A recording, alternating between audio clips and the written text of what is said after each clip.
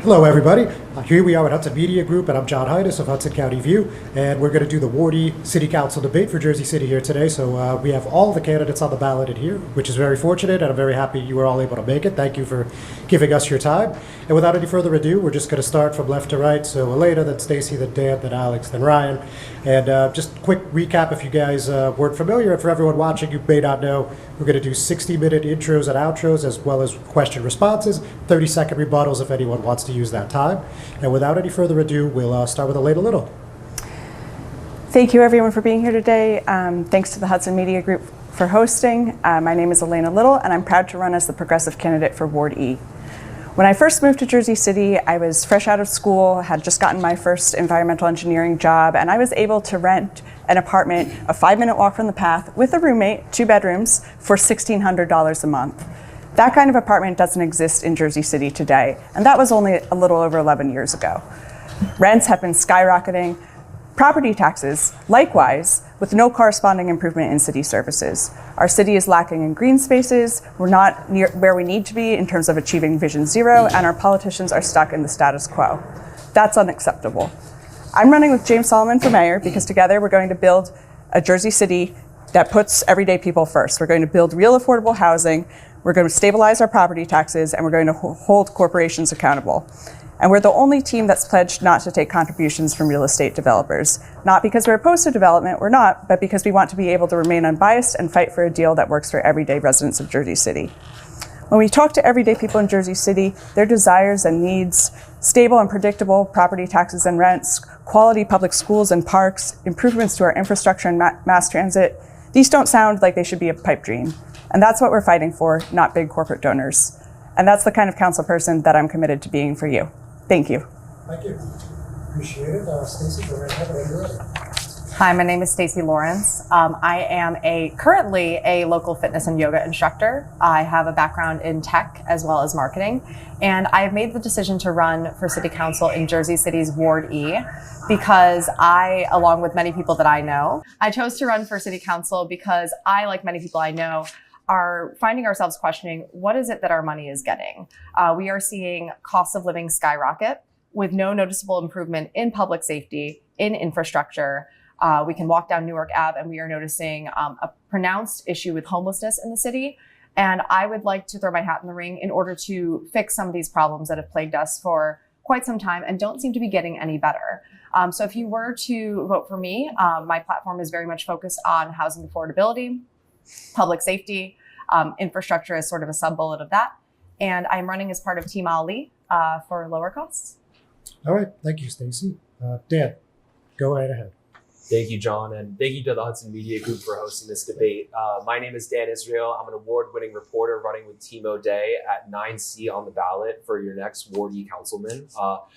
After 11 years in the industry, writing about the most hard-hitting issues in Jersey City, from affordability and the cost of living crisis, but also street safety and the need for traffic enforcement and greater government accountability in general, I'm putting down my pen and asking for the chance to fix some of those problems that I've been writing about. And as an investigative reporter, I've won awards for my coverage of municipal government, which includes the planning, zoning, and city council. So I think I have a good grasp on how to get that done. And also, I would be making history if elected to be your next councilman. I would be the first elected openly gay councilman in Jersey City history. And I'm backed by Garden State Equality and the LGBTQ Victory Fund because I have a plan to enshrine LGBTQ rights here locally amid national and potential state attacks.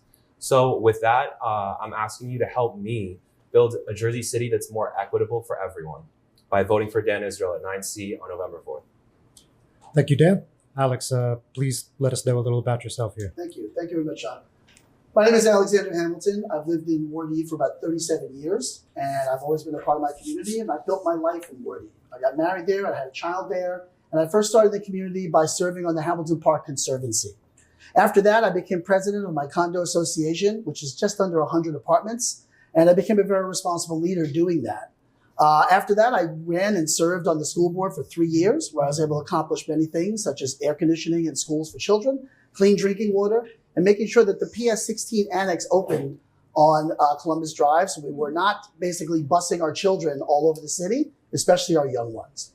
I currently serve on the rent leveling board right now, so I deal with the affordability issue on a monthly basis, where I make sure that tenants are able to stay in their homes and landlords are held accountable when there are wrongful actions taken against tenants. So again, I'm Alexander Hamilton. I want to lead by example because I'm a neighbor who listens and a leader who takes action. I am 9C on the ballot and I'm running on the Joyce Waterman team. And I promise you the same kind of action and results that I've gotten before. I will do that again for Ward E. Thank you. Thank you, Alex. And Ryan, a little bit about yourself before we get into it. Yeah, my name is Ryan Baylock. I'm running for Ward E City Council as part of Team McGreevy. Public service is my life. Public service is my passion. Public service is my calling. For the past 20 years, I've worked in Newark, New Jersey as an educator, where I've served as a teacher, as a basketball coach, as a dean of culture. I'm currently an athletic director and instructional coach. And at every juncture of my career, I put the students, the families, the teachers that I serve first and fought through whatever challenges that got in the way of me serving those populations. And this same principle applies to municipal government. As a council person, I would put constituents first. I would make sure that the common good is at the forefront of everything I do. And I would fight through whatever challenges that get in the way of achieving that goal. And I've done so my entire career. I live in Ward E with my wife and my baby boy, and I want to have an impact outside of the walls of my school and the community where I live. All right, very good. Thank you, everybody, for introducing yourselves and giving us an idea what your candidacy is about. So like I said, we're going to go left to right. So since we started the intros with Elena, this time we'll start the question with Stacy, then Dan, and so on and so forth, and just keep rotating. So let's go back to the last city council meeting. There was a tax abatement that was approved, payment in lieu of taxes agreement, pilot to be specific, for Silverman development in the Paulus Hook section of the city. A lot of people downtown expressed some outrage about that. They weren't too pleased with this. So if you were on the council, would you have voted for this? Why or why not? And what is your vision for when we distribute tax abatements and pilots in Jersey City? Could you speak specifically to which development this was in reference to? Yeah, so that was the 30-year abatement. It was a Silverman project in the Paulus Hook section. And I mean, it passed, I believe it was 621. Okay. And that was the last meeting last week. Yeah, well, I don't have the full details of that project, and I don't want to make broad sweeping statements about a project that I don't have the information in front of. That being said, in terms of tax abatements, I do feel that they are a fantastic tool in order to stimulate development within Jersey City. What we need to be changing in Jersey City is making sure that developers hold up their end of the bargain. And that comes with ensuring that affordable housing requirements that are stated in these agreements, which comes in part and parcel with receiving the abatement, are actually delivered upon in that location as discussed. I will also say that I am generally in favor of development as a way to help with our affordable housing problem. I do recognize that downtown feels particularly dense for many of us, and we likely need to be developing in other areas a little bit further outside of downtown, just so that we can create greater inventory and help bring down costs for everyone. I'm going to close out my comments at that, but yeah. Thank you. All right, very good. Dan? Sure. So I was at the last city council meeting when that ordinance was passed. And I think it's an interesting issue. If I was on the council personally, I would have voted no because it didn't have, to my recollection, at least 20% affordable housing set aside. I think it was 15% if I recall correctly. So Yes. to me, that doesn't fit our platform. So I would have voted no. But under the stipulation that I would have worked with the developer, knowing that Paul Silverman is a local developer who has done good in the past. And I think that, Team O'Day's position is that we would if it got voted down, worked with Paul to hopefully get a higher percentage of affordable units, utilizing programs like the Aspire program, which is a state, tax incentive and other things that, again, we could have gotten more affordable housing and more community givebacks that would have made it more appealing and could have potentially gotten me to vote yes. But as it stands, I would have been a no. All right, thanks, Dan. Alex? This is one of the reasons why I think we need to make sure that responsible development's happening here in Jersey City. One of the things I want to do is pass an act, which would be a transparency act when it comes to development regarding visibility on these projects before they get started. so that the neighborhoods and the residents understand every single thing that's going on when it comes to affordable housing, when it comes to give backs, when it comes to rent control departments, and everything's that's there so the neighborhoods are not in the dark about what happens. That's one thing I can promise that I would do in this situation. As far as this particular development goes, we're talking about 15% affordable housing. We have to remember that the developer still has to be able to develop. All right, you're going to hear a lot of other people talk about 20%. I think maybe that's a number that's been thrown around a lot. It doesn't necessarily apply to every project that's out there. And I definitely think that the pilot program should be used, responsibly, because we don't want to make sure that we're giving out this pilot program unnecessarily all the time. I think the most important thing though here is making sure and stressing, what are we getting back from the developer? What are we making sure that the community is included in on before the actual shovels hit the ground, so that we can make sure that the community gets what it needs? Thank you. Ryan, what do you think? So yeah, like as it's been said, we have to increase the housing supply. That's a way to battle the affordability crisis. But with each and every development, we need to make sure that developers are providing community givebacks, that they're contributing to local infrastructure, that they're building affordable housing, and that they're paying their fair share of taxes. Now, each situation is different, and in some cases, it's not economically viable for a developer to build if they're under all of those constraints. But what we do want to do is we want to maximize what we get from developers in each and every scenario. And that's what myself and Team McGreevy would stand for. Got it. Thank you. And Elena? So, I think we're all probably saying similar things in different words, but, I feel that tax abatement should be used rarely for exceptional projects that would not get built otherwise. I would have voted no on this particular project. This was a project that was 15% because of the IZO. The developer presented the proposal, and only asked for a tax abatement at the 11th hour. And, in my opinion, that's not a truly exceptional project that would warrant tax abatement. And I also additionally think that the Fulop administration early on in particular overused tax abatements. In the sense that, they were often being granted to market rate only projects. And while density is important, and I agree that it is a way to ameliorate the cost of living crisis, and particularly development near transit is what we want to do so that we don't have many more cars on the road contributing to congestion. I feel that this particular project, if they had been doing 20% affordable housing, if they had been doing, 20%, or a give back, like a community benefit, then, possibly an abatement could have been on the table. But, again, I think they need to be reserved for only truly exceptional projects. And, I think unfortunately we have handed them out like candy over the past couple decades, and that can't continue. I will say the thing that sets me apart from the other candidates on this stage is that Team Solomon is the only team not taking real estate developer contributions. Thank you. All right. Anybody else want to chime in, or everybody good? Okay, cool. I do want to chime in on that actually, All right, because I know that that's been used a lot by the Solomon administration, and it's also been proven that they've taken money from the lawyers of developers. So let's just be very clear about that. It's one thing to say you haven't taken money from developers, but the lawyers of developers have contributed to that campaign. So I just want that to be on the record as well. Okay. Anything else?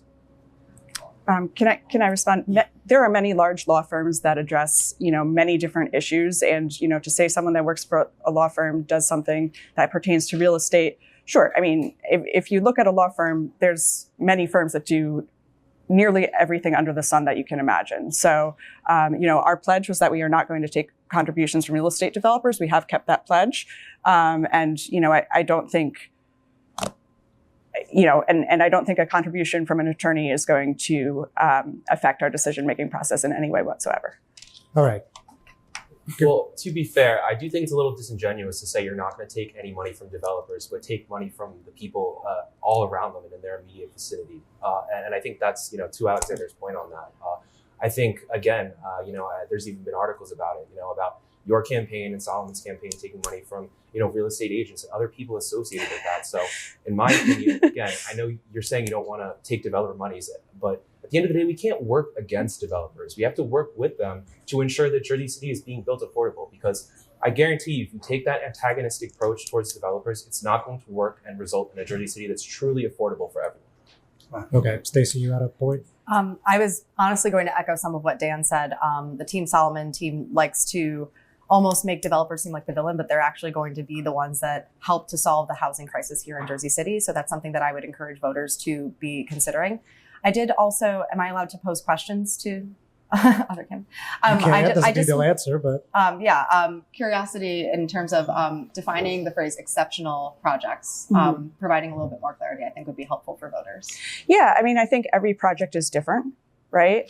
So I don't want to make a broad sweeping statement, but in general, we are looking for, minimum 20% affordable housing, and, for it to be truly exceptional, I would think there should be some sort of community benefit as well. And if I may address the allegation about the news article Dan mentioned, that was an article written by his friend and roommate that called me out for a $250 contribution from a real estate agent, a friend of mine who rents people apartments and who sells homes. He is a real estate agent. He is not a developer. And I think you should have just closed that conflict of interest as well. Well, sure. I'll talk about that right now. I mean, Ileana, it's not just that. If you go to paytoplayjc.com, which, to be fair, is run by the Ali campaign, you'll see a number of other conflicts of interest, specifically Joe DeMarco working for Team Solomon. And we all know his conflicts of interest in the real estate market. So let's not kid anyone there. And to be fair, the article that you're referencing was written by an independent reporter who has nothing to do with any of my political campaign. And I think his work and my campaign alone speak for itself, and I don't have to stoop to those lows like you. So thank you. All right, guys. Can Can I we? just make one John, quick point? can I- No, let Ryan speak his part. Yeah, You so didn't say anything, but I mean, let's move on. just the one thing that I do want to say is that I think by Team Solomon's narrative, myself being someone who has led with integrity throughout my life in public schools and worked for kids and families are somehow compromised because of a donation from someone and can't stand up for the common good. And that, we're MAGA affiliated when I'm a lifelong Democrat. Nothing wrong with being a Republican, but I'm a lifelong Democrat. And to think that that narrative is like the main part of the playbook, to me is quite misguided. I think it's kind of insulting to the voters' intelligence. And, Team Solomon is not the only people who are capable of standing up for the common good. It's just not true. And so I agree with the sentiment that's been expressed here. I think it's a weak play. And, I think I'm glad that came out today. All right, guys. I think we covered this pretty extensively. I think we're a little off topic, so let's move on if we could. Okay. So we're going to go to the next topic, and we're going to start with Dan. So let's. Here's one. So now we're talking about the 6th Street Embankment. While we're all obviously pretty fired up about development, clearly, 6th Street Embankment. What's your vision there? How do we get it done? And what do you do about the difficulties dealing with the federal government? When we're talking about that land that is owned by, federal government. So, when we're talking amenities and benefits to the community, what does that look like to you as the Ward E representative? Sure. So I was at the recent embankment meeting where they gave an update on the status of the project. And to me, it's kind of complicated because on one hand, I am in favor of the settlement agreement going forward and ending the 20-year legal struggle to get this park up and running. But to me, I felt like it was a little lacking. The whole park doesn't get built under it. And the development that does get built doesn't have enough affordable housing, in my opinion. But speaking with a lot of the advocates who worked really hard to get that over the finish line or, nearly there, I think that it's important that, if that's what they are in favor of, and a lot of the people in the community really want to, see this Highline-esque park come to life, then I think we should go ahead and I know on November 12th, we're having a council meeting where they will vote on that settlement agreement and other aspects of it. I think I would be supportive of that, but I would really want to, again, work with the developer to get as much affordable housing as we can in that parcel that will be developed. And also look into, how we're going to fund getting the rest of the park online. Because again, from my knowledge of what, they laid out in that embankment meeting, the developer is only on the hook for the first 2 blocks of the park. So I would like to see the park fully realized, and again, get more affordable housing in that building, especially if they're going to come and ask for a tax abatement as part of that, settlement agreement package. Okay. Because Start wrapping it up. Yeah, I just want to see this park come online, and I want to see it be done in an equitable way that isn't going to outprice people in the area if we're going to advertise it as this type of Highline Park. So that's really important to me, and I've heard concerns from residents in the area that they don't want to get priced out when it comes online. So we need to preserve that as well. Thank you, Dan. I think this is an example of responsible development where the developer is taking an active part in the community, talking with the community, and working with the neighborhood association. Right? I was at that embankment meeting as well. And I heard everything that was there, and I spoke to the leader of the meeting, and they seemed like they're ready to go on this. Giving a tax abatement in this situation makes sense when you consider what the developer's doing. They're developing the first square, they're fixing up Roberto Clemente Field, they're developing the second square, but most importantly, they're giving the land back to the city. Okay, so there's not too much that needs to be done there, but it's going to be made into a wilderness trail, which is going to be then extensive for bikes, walking, and it's going to extend all the way to the waterfront. These are things that can happen, and that has sat, basically dormant for more than 20 years. This is an opportunity for us to get this done. Actually, it's been longer than that because I've lived here for 37 years and it hasn't moved, right? So we need to make sure that this deal goes through. Like I said, if I was on the council, I would vote for this because I think this is the quintessential example of responsible development with the developers working with the community, working with the neighborhood associations, doing the give backs properly, and all of the public gets something out of it. Thank you.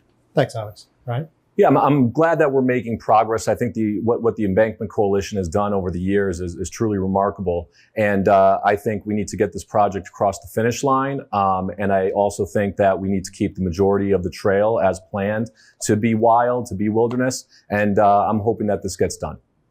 All right, thanks. Yeah, I'm a longtime member of the Embankment Preservation Coalition. I volunteered with them at various events. I fully support their vision for a natural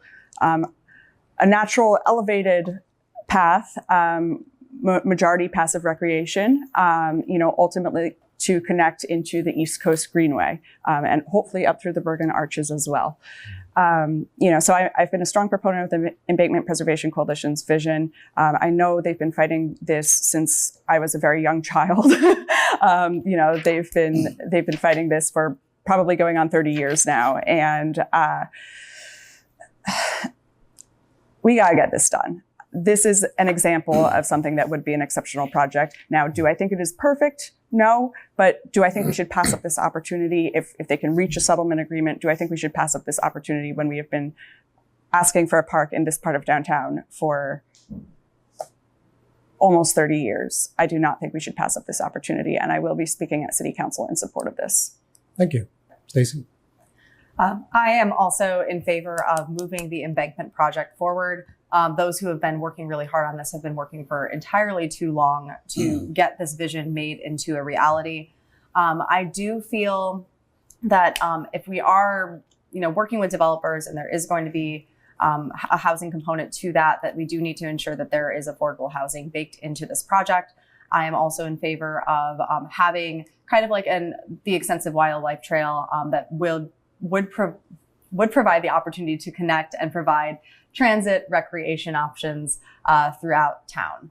I would like to also ensure the one thing that gives me slight pause is just the fact that this seems like it's a phased stage of the project. And I feel like we need to be very clear as we move forward on this project, what's being done in each phase and what the agreements are for each phase of the project so that we don't end up in situations where developers aren't holding up their end of the bargain or the vision gets muddled somewhere along the process. So those would be kind of my high level thoughts about embankment. Generally for it, I think it's a lovely idea. It's something that I want to see come to life sooner rather than later. All right, got it. Everybody good? Okay, great. So, all right, let's do one more, then we're going to have a quick break. But so tell me about your vision for public safety. So should we keep a Jersey City Department of Public Safety at all? Should we have separate Jersey City police and fire departments? Do you have a rough idea how many officers, how many firefighters, how many ranking officers, as specific as you can, of course, within the parameters of the time that we have. That's me. Yeah, I think that we have to look at that as a whole, as you just mentioned, John, but I think the most important thing is we really can change things quickly. And what I mean by that is there's zero enforcement in Jersey City right now. It's one of the biggest problems that we have with safety. We're talking about pedestrian safety, especially in Ward E.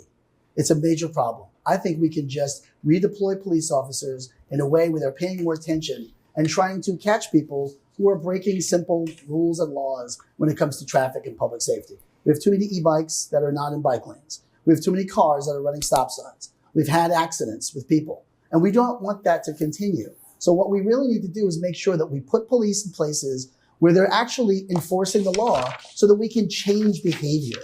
We have to change behavior of what goes on in our city in order to get where we want to be. And it could be New York drivers passing through Jersey City who don't really care about our community. We need to enforce the law on them. Could be residents. But whatever it is, it needs to start with enforcement. Then we need to make sure our bike lanes are more connected in a manner where bikes can actually stay in their lane. Because too many times they don't do that and they're on the sidewalk, and it's sometimes even mopeds. This is very dangerous. It's very especially dangerous on the pedestrian plaza, where we see the Grubhub delivery drivers and e-bikes zipping up and down. This is supposed to be a place that's safe for families and children alike to be at, that can walk around. It's called Pedestrian Plaza. There's a list of rules Start right wrapping it there up. mounted, and we're not following any of them. So we need to make sure that they're enforced on that plaza and everywhere else in the city. Thank you. Thanks, Alex. Go ahead, Ryan.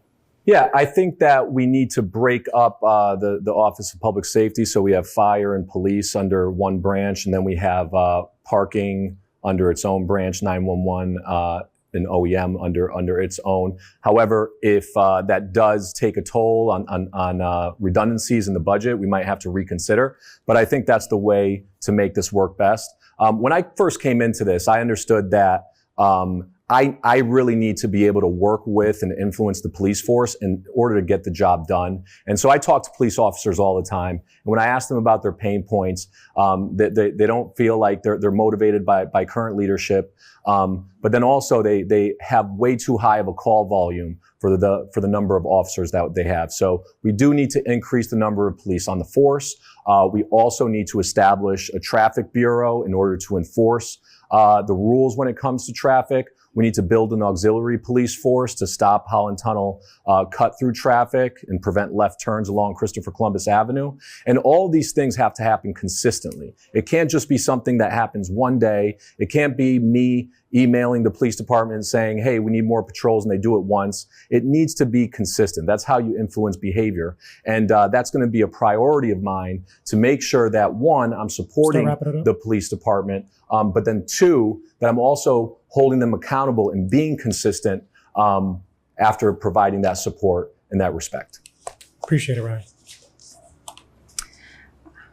So first, I want to say we need more officers that are out walking their beat. We need community-oriented policing. Right now, we have too many deputy chiefs, too many administrators with desk jobs in public safety, and not enough officers walking their beat. Additionally, too often, the current public safety director, his philosophy is sort of this fixed post model where you have a bunch of officers standing together on a corner or, parked in their SUV with the lights going and thinking that will deter crime. That does not deter crime. We need community-oriented strategies, officers out walking their beat, interacting with the community, knowing what's going on in the neighborhood. So that was one of the reasons why James Solomon voted no confidence in the public safety director. The other is the total lack of traffic enforcement. Currently there are 0 officers that are assigned, dedicated to traffic enforcement. We want day one to have 25, adjust that number as needed, of course, but we think that we can't keep having streets that are, causing people to take their life into their hands, just trying to cross the street, get to work, drop their kid off at school. Start wrapping it up. Ultimately, we do support breaking it into the different offices, like other slates have mentioned as well. But time being, day one, we would want to appoint a temporary new public safety director to oversee this reorg and be able to focus on things like transit and community-oriented policing. Thanks. All right, thank you. I think for public safety, we need to just get smarter about how we're using our resources. Number one thing I hear in downtown is that they do want a traffic safety division that would not only be street traffic, that would also span to e-bikes, and a plan to make sure that e-bike riders and the companies ultimately that they're delivering for can actually have consequences if they are riding on the sidewalks or in spaces where there's foot traffic.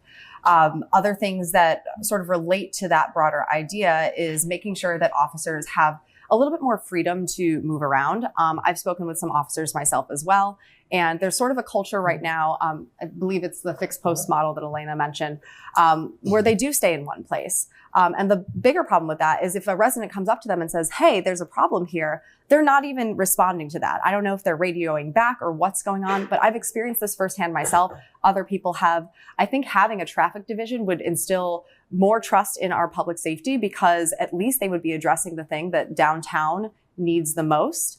I also think, and this was mentioned at one of the mayoral debates, this idea of making sure that officers, when they are called to a scene of a crime, if they are no longer needed, if the situation has been de-escalated, redisperse them around town. So those are just a few thoughts regarding public safety. I do also think that we need to be hiring a little bit more and making it more affordable for officers to actually live in Jersey City. Comes back to the idea of Jersey City community policing. We need to make sure that affordable housing is in place for officers so that they can actually be involved in their own community. Thank you. Thank you. And Dan. Sure. So that's a great question. So right off the bat, Team O'Day wants to remove the position of Public Safety Director entirely. He's had a vote of no confidence, and we think that the fire department and the police department directors can speak soundly for their departments themselves. The second part is the police department right now only has about 800 officers, and for a city of our size, we need about 1,200. And right now, one of the things that Director Shea did tell me, which I do believe, is that it has to do with their wages. We are one of the lowest paid police departments in the state, and Director Shea told me that when they hired 6 officers, a few months ago in that the meeting they had in the Heights in the wake of that terrible accident downtown. He said that they hired 6 officers and they were already leaving to higher paid departments around us. So we need to be cognizant of that and work on raising their wages and getting that contract over the finish line with the police union. We also need to redeploy, so no police car or officer is standing on a street corner or in place anytime. They need to be roving deployments, also with bicycles and motorcycles. And that way, once we get those officers, we can stand back up a traffic enforcement division, one that would give violations and people would know that if they broke the law, they would have to pay for it. We also want to equip police officers with mental health training to address the issues on the pedestrian avenue with a number of individuals who need to be treated with empathy and address the root of the problem. We also are in favor of automatic enforcement, getting that okay from the state to do that to help with traffic issues. And also, Bill is the point person for Vision Zero at the county level. So we're going to lead on that and be more aggressive in our designs there. And also, there's a precinct in the East District that is still in trailers and doesn't have a permanent home near Newport. And we want to get them a permanent home as well. Thank you very much. Anyone else?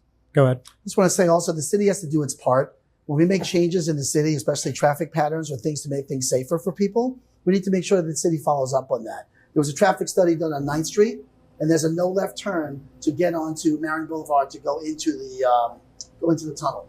One of the things we need to make sure happens is that that's not only enforced, but that when the pylons are put up, they're all knocked down now by people who are making left turns and still going into the tunnel. So the city has to also follow up when it makes changes. It has to then look to see that those changes are being adhered to, enforced, because otherwise it's just a waste of money to do that kind of study when we're trying to make things safer. We're trying to bring less traffic to these areas, but we're not following up. So now we're just breaking the law anyway. Doesn't make any sense. Got it. Okay. Go ahead. I just want to add one thing. I think it's also important that when we redesign things through Vision Zero, we look beyond intersections and redesign all high-risk corridors immediately with things like hardened center lines, concrete diverters, mid-block crossings with pedestrian actuators, and again, connecting that series of protected bike lanes that will also provide a buffer for pedestrians on the sidewalk. So I think that it is a design thing, and again, as I said before, it's also enforcement as well. So. Okay. Can I pose a question to Dan? Also, for my own understanding, you mentioned the temporary police space in Newport, which I had the misfortune of having to go to. It's a little bit weird. What sort of improvements do you think would come from giving them a permanent home? Because to me, that seems very, and I know it was one of the last things you said, but it feels very low on the priority list in relation to everything else that we're talking about here today. Sure, but look at it this way. If we want our public safety officers to do their job and keep us safe, then they need a base of operations that's going to facilitate that. And right now, they don't have their current space for that precinct because the building is, to my knowledge, it has mold in it that still hasn't been remediated. So to me, that's a failure of our existing city administration for not having that building already remediated for I don't know how many years it's already been like that, to the point where they're now calling these temporary trailers a permanent home. And yes, it might not be the highest priority, but again, if we want to see public safety actually enacted, then we can't just stick our officers in some trailers in a parking lot and expect them to be doing the highest quality of job when they don't have the environment to succeed. I mean, I know if I, as a reporter, I didn't have a newsroom, but I had a little trailer in a parking lot, I guarantee you that would have an impact on, maybe some of the quality of my work or the efficiency in getting it done in a timely manner because I'm not in an environment that's giving towards that. My living room works just fine, but hey, listen, to each his own. Anyway, so I was thinking the same thing. on that happy note, we're actually going to take a 5-minute intermission, folks. We'll be back in a few. Don't go anywhere. Hey, we're still here at Hudson Media Group, and what you see was what you get, and what you don't is better yet. John R. Hyde is still here with the Jersey City Ward E Council candidates, and we're going to get back into it. So, Ryan, we'll start with you this time. You haven't had a chance to start one yet. So, what we're going to talk about now is the Board of Education. So much has been made about this budget, over $1 billion. Some people are really happy that the budget has been fully funded recently, some not so much because of the tax bill. And of course, a lot has been made about the payroll tax and how well it's been collected or not. So what's your vision as the Ward E Council member as far as being a liaison or working with the Board of Education to produce better outcomes? Yeah, that's a great question. So as a lifelong educator, I understand that what matters most is the teacher in that classroom. What matters most are the leaders in that school and how they build their skills and how they perform and show up for kids every single day. And so at the end of the day, we don't have a crisis of teachers not getting paid. We don't have a crisis of principals not getting paid, right?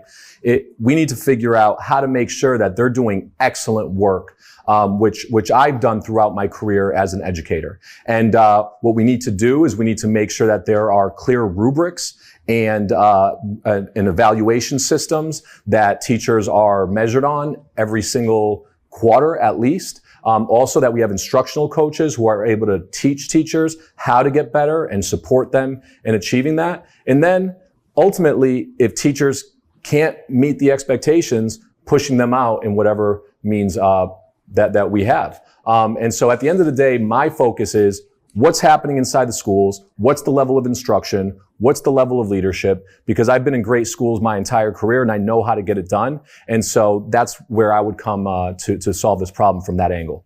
Thank you. Elena, go ahead.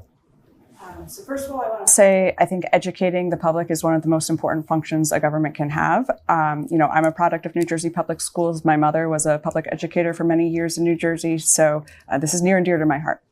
But I acknowledge that City Council is not the Board of Ed, right? They are two separate elected bodies. That being said, I want to use my position to advocate for better outcomes, and I'm going to work hand in hand with James Solomon to do that. So, James has already endorsed the reform-minded slate of school board candidates for Stronger Schools. I am also supporting them, and that's because we feel that things on the Board of Ed have to change. What we're doing now is not working. Taxes keep going up and up and up, and we're not seeing the outcomes we need in our public schools. I will say James's office also spearheaded the enforcement of the payroll tax, which got $40 million back for the schools because it was not being enforced. And what we want to do, which no other slate is talking about, is we want a deputy mayor of education. So this is going to be an education policy professional, someone who will work full time coordinating with the school district, with the Board of Ed, and be able to make sure that we are using best practices, make sure that our dollars are being spent wisely, make sure students and teachers are being treated right. Okay, great. Thank you. Thanks. All right, Stacey. I think the key to improving education outcomes is unlocking opportunity in Jersey City for both teachers and students alike. I believe that solving the affordable housing problem, specifically unlocking more workforce housing, is going to make it so that people actually want to teach at Jersey City Public Schools. And I've gone on record in saying this, but being a teacher is a dangerous job in this day and age. It's extremely unfortunate. And we need to be doing right by these people who are, in some scenarios, sadly, risking their lives in order to improve the lives of future generations. Another thing that I think would be really simple for the city to do is bringing back some sort of internship program for students, right? Yes, there's learning that takes place inside the classroom, but when it comes to real life skills and teaching kids how to navigate, how to be in the world, that comes from real hands-on opportunity. It's my understanding that there were certain internship programs that used to exist that are no longer there. I think it would be really easy to partner with all of these businesses that we have in Jersey City to unlock new educational opportunities for students. And that can help kind of spur them along and bring them on their way in terms of just becoming better. Yeah. All right, appreciate it. Dan?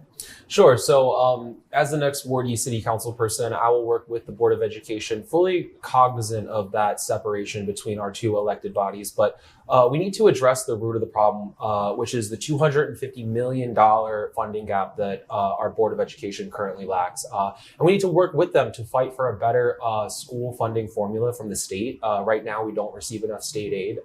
And I think that if we change the formula, obviously advocating with our state assembly people and state senators to one, based off the number of students who need free school lunches, as well as cognizant of special education and English learner programs, will really come to, addressing part of the root of problem of increasing property taxes, which is that the Board of Education, when they levy their budget, every year, they have to increase it because of the fact that they're missing some of that funding gap. I'm also in favor of some type of monitor within the scope of the law and working with the legal department in the same way that there's a financial monitor at Heights University Hospital right now from the state. I don't see why we couldn't have some type of municipal liaison type of person who could be the canary in the coal mine if we're having another scenario where a school business administrator is misappropriating millions, as we've seen in recent years. And I think that all of those things combined will really help education in general, but also property taxes, where we see that connected. Thank you, Dan. Alex? Thanks, Jeff. So I'm the candidate who served on the school board for 3 years, and I understand the budgetary problems. When I first joined, the budget was $775 million, and now it's about $1.2 billion. We're not getting the results that we need, okay? But there's nothing more important than educating our children. My son just graduated from PS 37, Cordero, God, right? But I will say this. I think the most important thing to do is to educate the electorate. I'm in favor of moving the school board elections to April or May, to make sure that more attention is paid to that election and that we make sure that the information is gathered by our electorate so they understand exactly the importance of school board elections and the weight that they carry. Because this is a very serious thing. The school budget is larger than the entire city budget. I want everyone to understand that. The school budget is larger than the entire city budget. This is super important. So when I hear ideas like we're going to add a deputy mayor who's going to be in charge of education, and they have no authority over the school board, that is a waste of your money. There's nothing that a $200,000 employee is going to be able to do to tell the Board of Ed or the administration what to do. If you want to get someone involved who's got experience of dealing with the school board and the administration, elect me. I know everyone on that council, on that board, and in the administration. It's important to understand that we need to have people who can communicate with the school board and the administration and can work together and make sure the city council understands how to make that happen. Thank you. Thank you. Anyone else? Yeah, I guess just for Alex, I know that you were, on the school board, a number of times when they voted to, increase property taxes to raise their budget. So I guess my question would be, what do you plan to do differently than from your time there to bring real affordability to Jersey City? Well, I think I mentioned the first thing is educate the electorate, right? I think that's very important. Secondly, I want budget transparency, something I've been fighting for a while. Some towns actually have it that you can vote on it, the public can vote on it. Why don't we think about doing something like that? Because I think people are unaware of how big the school board budget actually is and what we need to do to get the job done. We need to refine the system, but we need to work with the school system to make sure that the city government's included in certain decisions, and we can help them do that. An example of that is like when we got the annex built for PS 16. That was city government and school board administration working together because we solved the problem of moving kids who were being bussed out of the zone, basically going to Greenville and the Heights. We were able to solve that problem by working together. Thank you. All right, good to go. All right, so we're back around to Elena. So this is just more about quality of life and what sort of advocate you could be. So I hear occasionally from downtown parents and they tell me things like the baseball field at Jones Park, and it opened late, that it closed early. And I also hear things like, Hamilton and Van Voorst Park, it's very little maintenance from the city. So we're talking about our open spaces for downtown families. Like, what do you think we could do to maybe improve on some of those issues? Yeah, absolutely. So I mentioned earlier, I'm an environmental engineer. I've been active in a number of parks organizations throughout Jersey City, in my personal capacity and in my professional capacity. I know how important our urban green spaces are, especially in the climate crisis and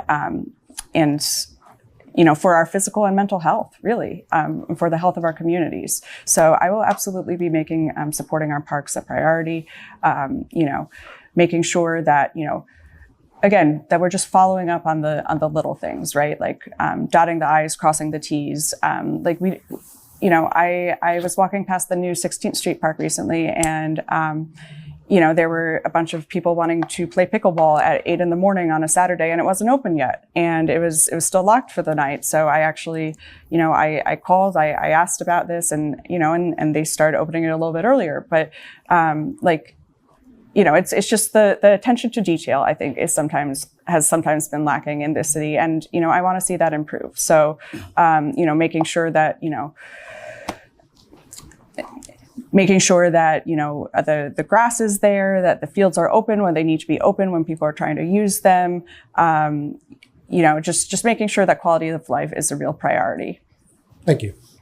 I think my approach here would be to make it, when elected, hopefully elected, make it so that the city doesn't make the simple thing difficult. We already have community leaders, organizers who are very involved in different sorts of green up projects.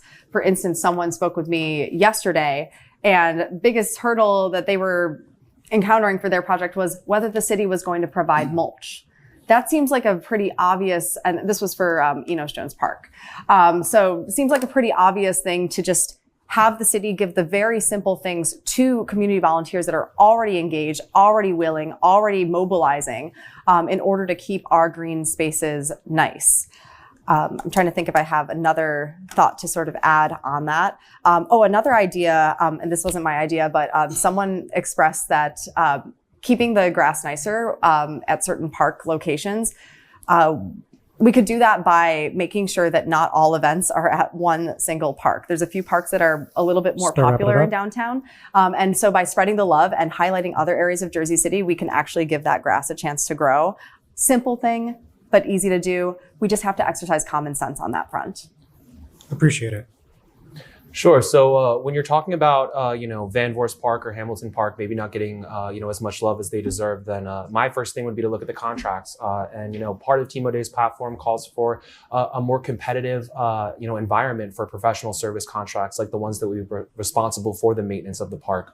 But here's the thing. I mean, you have the Hamilton Park Conservancy Group, right? And they do a lot of the fundraising for the things that get done at the park. So I think we need to change the conversation so that residents aren't fundraising money for their own park to be nice. I mean, a lot of people say downtown gets, more love than the other parts of Jersey City. And there's a lot of levels of that are true. But then there are also places like you see in Hamilton Park where it's not necessarily true. And there's, plenty of patches of dirt where it could be grass. And I think the same could be said for Van Voorst Park, where, again, we want to look at our professional service contracts. We want to make sure that we're getting, having the best contractors there and also not having the community rely on that.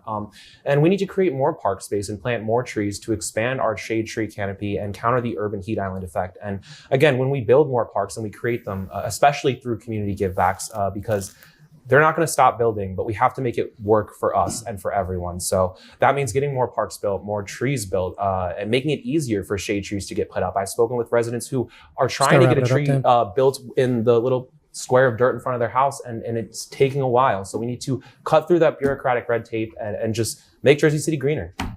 Thank you, Dan. So I think this is a simple one. Obviously, we need to look at contracts for parks, the work that's being provided, but I'm going to make this really easy because I think developers need to be more involved. There are certain developers who do contribute to our public parks, but most don't. And that's the first thing I would change day one. Hamilton Park has about 5 new buildings that have gone up. Enos Park has had about the same. And if these developers are going to put on their brochure, Hamilton Park area and Enos Park right downstairs, you know what? They can help contribute to a fund to help things like the Hamilton Park Conservancy, to help things like the Van Voorst Park Association as well, to make sure that these parks have funding, because the city is about to face some budget cuts and money is going to have to come from other places. So we're going to have to get creative with how we do that. The way you can do that is you can go to these developers and you can lean on them a bit to say, it's in your best interest to keep this park nice, lush, and fresh for everyone, right? And it shouldn't just be a handful of developers doing it. They should all step forward. If they've got parks in their area, I'm going to be leaning on them to make sure that money is provided for these parks to be kept up at the rate that is needed for the community. Thank you. Thank you. You got a certain affinity for Hamilton Park. I can't imagine why. But, anyway, moving on. Ryan. Yeah, I mean, parks are so important to any city and, municipal government. It's one of our key responsibilities. And one of the things that I'm going to hold myself accountable for is putting parks and recreation as one of the priorities over the next 4 years. And so I want to see Enos Jones, Mary Benson Park, and 6th Street Park all renovated. When you look at Newark, New Jersey, and Essex County, they do a great job over the past 5 to 10 years of renovating their parks. And we could learn from them and we could do the same. I think we need to aggressively pursue grants. I agree that we need to have developers give back in the form of renovating our parks. And then we also need to have recreational opportunities, excellent recreational opportunities that could include all families that take place in these parks as well. Because at the end of the day, your tax dollars should pay for a great park. They should pay for soccer. They should pay for Little League. All these things are part of what it means to be American and to be in an American city. And that's something that we are going to prioritize in Ward E. Thank you. All right, everybody good? Great. All right, so just one more, then we'll let you guys close it out. So I'm just curious, what's everyone's vision for the Newark Avenue pedestrian plaza? So would you open any streets? Would you close any streets? You know, bike racks, bike deliveries, public safety response, any other city services? Just what do you think should be done differently than what's happening there right now? I'm not starting with Stacy. Oh, it's me. Yeah. Okay. I lost track. So in terms of Newark Ave, I think that there's a few things, and I live right in this neighborhood, so I can speak very well to this. Just the pronounced issues with the unhoused people, specifically the ones that are unruly. They'll occasionally throw stuff. They'll sometimes be violent. We need a better outreach strategy from the city as a whole to deal with that. Because right now, having 3 cops posted outside of Mojo Coffee just in case one person has a bad day is not the solution to that problem. Some people who I've spoke with about this who have expertise in urban design suggested that the bench placement is not optimal. And this isn't a conversation about hostile infrastructure, which is inhumane. And I do want to call out that both Alexander Hamilton and Ryan Baylock have mentioned that that was a potential solution to the Newark Ave problem. It's not. Placement of those benches, making sure that they are in areas that serve a social component or a practical component, aside from sleeping, would be ideal. Better lighting in that area would be beneficial. Better enforcement of e-bikes, which I already spoke to today, is something that would greatly increase it. And then also better utilization of the storefronts on Newark Avenue. That area is supposed to be a revitalized shopping district, and we are very far from that. So in terms of executing those goals of that redevelopment plan, I would like to see the city, and on his city council, I would make it a priority to make sure that we assess those empty spaces and figure out ways to get businesses in there and operating so that we can have that vision realized. Thank you. Appreciate it, Stacey. Dan? Sure. So, I'm sorry, could you repeat the question? Yeah. So basically, it was, what's your vision for the Newark Avenue pedestrian plaza? Right. Newark Avenue. So I know you talked a little bit in your initial question about expanding it, and I think that it's worth looking into. There are some small streets on the western part of it that we could look to expand that, because this is an award-winning pedestrian plaza, and I think it's worthy of that. But I do think that we need to address some of the core problems that a lot of people, have already spoken on a little bit. I think that means equipping our police with the mental health training to be able to de-escalate these situations properly. Because I think one of the reasons why we see, inaction from police officers in the face of, maybe some type of episodes that have to do with mental health, but also by a homeless person, is because our police don't feel like they're equipped to, actually go and do something that'll end in something that isn't an arrest or something that is just not going to make the situation worse. So again, we need to equip them with mental health training. We need to partner with local resources such as St. Lucy's Homeless Shelter to expand, their resources, but also have a liaison at City Hall that will go out and explain the existing city and county level resources for homelessness that already exist. But also we need enforcement. We can't just let e-bikes or any type of, vehicles go onto the pedestrian avenue in that respect. It's enforcement and also working with small businesses to get the relief that they need amid the really high rents. We need, small business grants and other programs targeted at them. Thank you, Dan. Okay. Alex, what do you think? First of all, we don't need to expand the pedestrian plaza. We need to make sure what's there is working. And what's there right now is not working. Pedestrian plaza is a great idea, but it's not enacted properly. So the first thing I would do would be have a designated bike parking area on Barrow Street. Get all of the e-bikes off of the main drag so that they are not going up and down pedestrian plaza, putting pedestrians in danger. It's a pedestrian plaza. The delivery drivers can then get off their bikes there, walk to the stores, pick up the food, walk back to their bike, and exit on Barrow Street to Christopher Columbus Drive and go where they need to go. I think this is the safest alternative for all pedestrians that are on the pedestrian plaza. Secondly, that's going to start with enforcement. No longer are you going to see people zipping up and down on e-bikes or on scooters or just regular bikes, putting pedestrians in danger. So we need to make sure that there's enforcement there all the time. So there have to be repercussions if you're going to break the law. Lastly, we need to make sure that the store owners feel safe there, right? No one talks about the store owners or the businesses. We need to make sure that they feel safe. And some of that is mitigating the homeless problem that exists there and making sure that the homeless have a place to go, to a shelter, and that the police are properly trained to deal with the situation. Now, as far as what I said about the benches, all I said about the benches before is that I don't want them to become a place that invites people to stay there. That's the issue. So what we need to do is we need to have benches where people can sit down, but not lay down on and camp out on. That's what's creating the situation that families and store owners don't feel safe. Thank you. Thank you. Ryan? Yeah.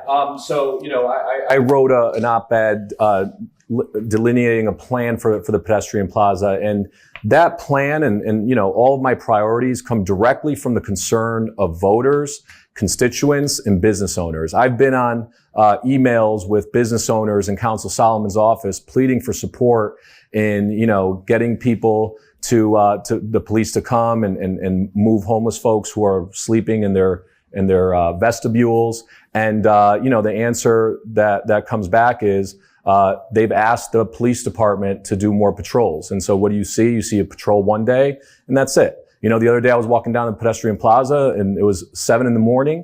and, there were guys blasting music, dancing high on drugs. Like that's not the vision of a pedestrian plaza. And that's not what constituents or business owners want. And so what we need is to have a collective effort to both attack the core of the issue. So I agree, we need to attack the problem with mental health specialists, with Arrive Together and other nonprofits and city organizations to provide support for the homeless. I think we need to build mental health step-down units and transitionary housing in order to point them in that direction, but they can't sleep on the plaza, and we need to find solutions for that. And we also have to have laser-focused enforcement by police, and it has to be consistent, it has to be collective, and it has to impact change. And I'm someone who, as a leader in schools, I have systematically improved the culture of schools and classrooms throughout my career, and I understand how to get it done and how to get stakeholders invested in this, and it's one of my top priorities if elected to City Council.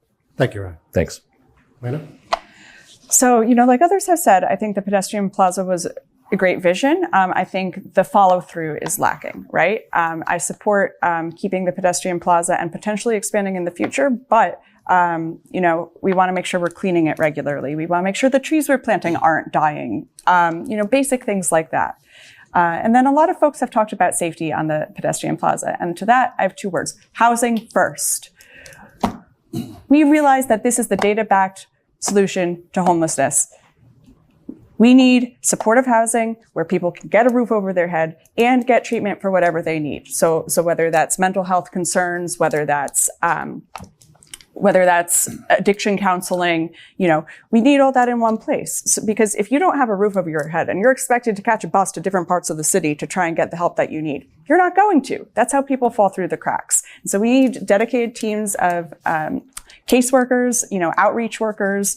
The city has been lacking in this. And in fact, a lot of Councilman Solomon's staff have actually been acting as de facto caseworkers for some of these folks experiencing crises on the plaza. And we need city support for that. I've been very active with the Justice for Drew Coalition as well, advocating for greater mental health support in the form of mental health first responders. And James Solomon spearheaded the Arrive Together program to help this to help implement this in Jersey City. So we don't want just police coming around. Like some of my opponents have said in previous debates, we certainly don't want people being arrested for sleeping. Right? You cannot criminalize poverty. You cannot criminalize mental illness. We do need enforcement of truly antisocial behaviors, but we need greater outreach and we need housing first. Thank you. All right. Could I say one thing? Yeah, sure. So, just to kind of clarify, right? If you're someone who's unhoused, right, you have just as much a right as anybody else to be in the pedestrian plaza. You can't sleep there, right? And we need to make very clear, like, the injustice is when you're unclear about expectations and you're inconsistent about enforcement. Now, does it mean that that we want police to come and start, waking them up and cuffing them? Absolutely not. What we do want is we want mental health professionals, along with police, to come and say, hey, you can't sleep here. This is not a place to sleep. We need you to move along. And, I think that will be a deterring factor. If you annoy someone enough, they're going to stop sleeping in that place. And I don't think it has to come to, arresting someone and putting them in jail. But that could be a last line of defense. And, when I'm in the pedestrian plaza handing out literature, I've had several, unhoused come and talk to me. And, I treat them with just the exact same amount of respect that I treat anybody else. I listen to their concerns. I treat them with empathy. And so, I just want you to understand, I'm not a jerk.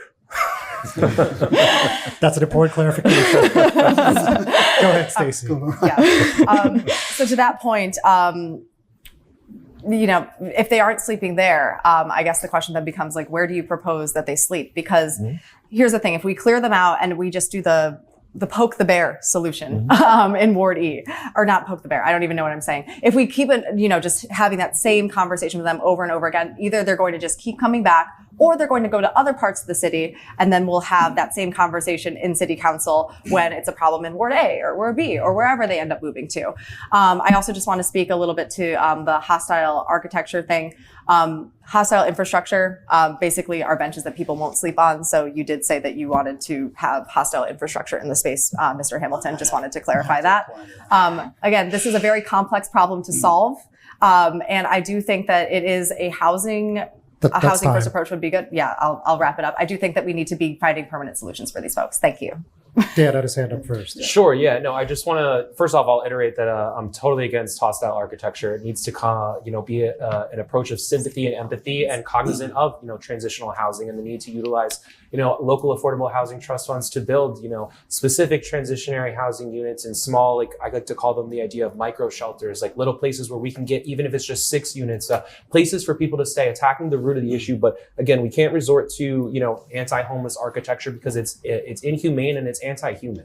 And so we need to lead with empathy, but also, again, expanding existing services, whether it be in partnership with St. Lucy's or others. So.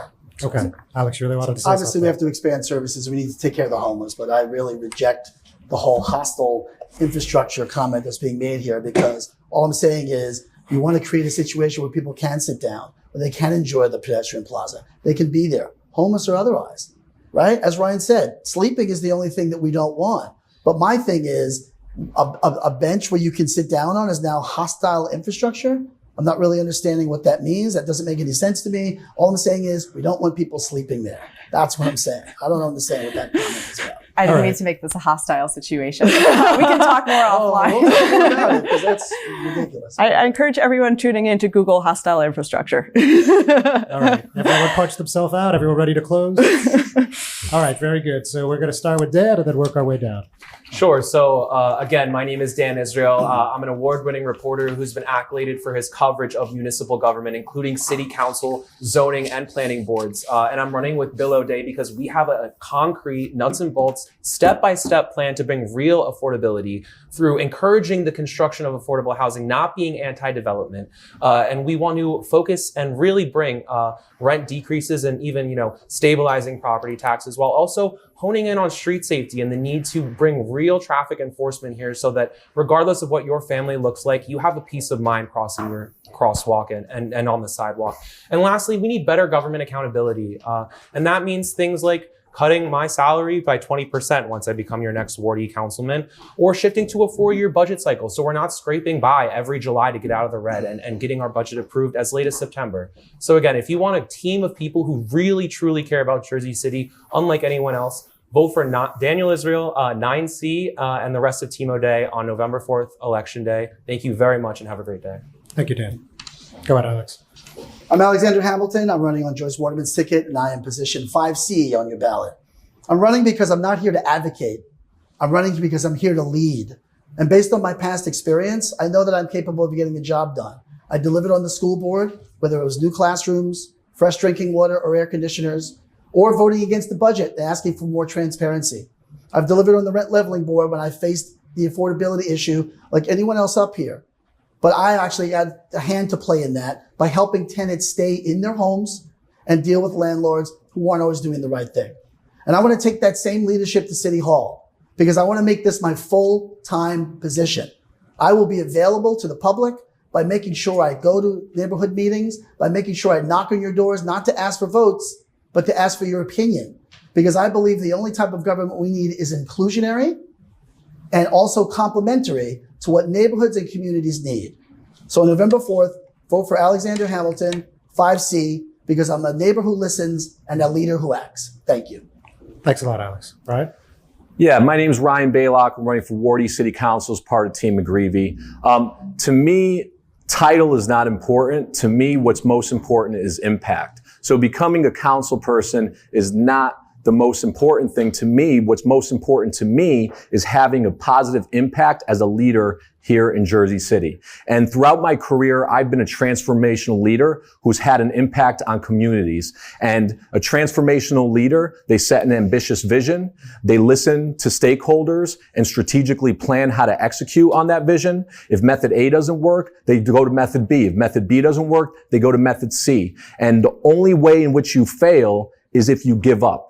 And although you might not always achieve the ideal result, things do get better when you take that approach. And also, transformational leaders are accountable. So everything I say and everything that I talk to voters about, I'm accountable for, and I take that seriously. And so at the end of the day, I'm a transformational leader. Jersey City deserves transformational leaders. Jim McGreevy is a transformational leader, and our entire ticket is the ticket of change, the ticket of leaders who are going to get it done here in Jersey City. Thank you, Ryan.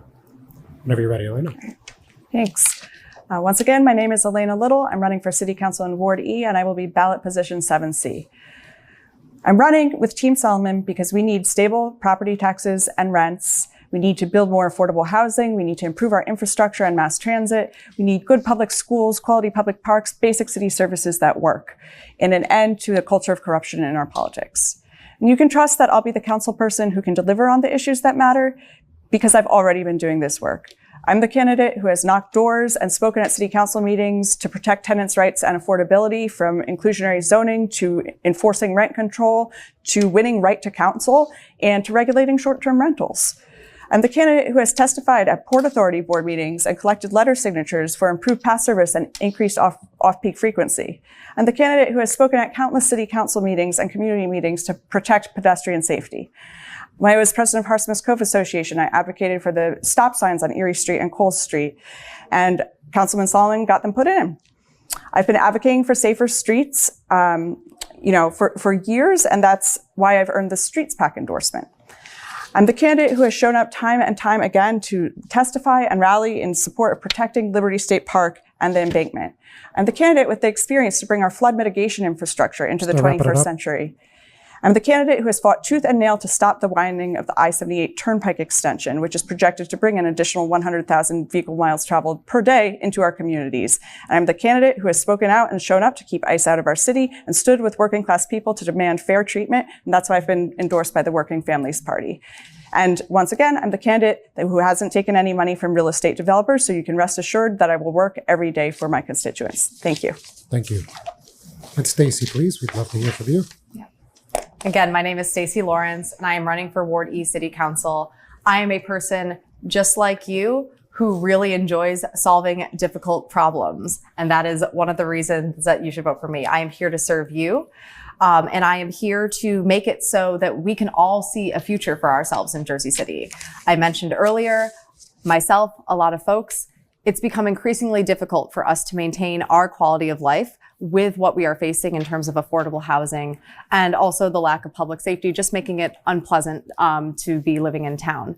These are things that I'm looking to fix. I encourage you all to check out the broader policies on the Team Ali website, which will give you a little bit of insight into the multi-pronged approach to the housing affordability issue, as well as some great ideas on public safety. That being said, I am an individual person too. I am not 100% aligned on all of those ideas, and I encourage you to come find me around town. I work at Betty Ceramics Club. I work at Asana Soul Practice. I'm out and about. come talk to me, ask me my opinions, and please show up to vote for anyone here, hopefully me. I'm 1C on your ballot, and I really hope to be able to serve you going forward. Thank you. Thank you, Stacey. Thank you, everybody who came in. I mean, I feel very pleasured and privileged that all the candidates for Ward E were able to attend. Obviously, it's been hard to get everyone to these, so thank you again for everyone who was able to make it. Thank you to everyone who's watching right now. Thank you to everyone who'll be watching in an hour, a day, or a week. And thank you to Hudson Media Group for giving me another opportunity. I love moderating these things. And we're very close to Election Day. We're only about 2.5 weeks out. So don't forget to get to the polls by November 4th, assuming you don't early vote or do a vote by mail. So with that, ladies and gentlemen, thank you so much for your time. Come back at 3 o'clock where Charles Maynard, the Jersey City NAACP president, will be moderating the Ward F debate. Thank you so much. We'll see you soon.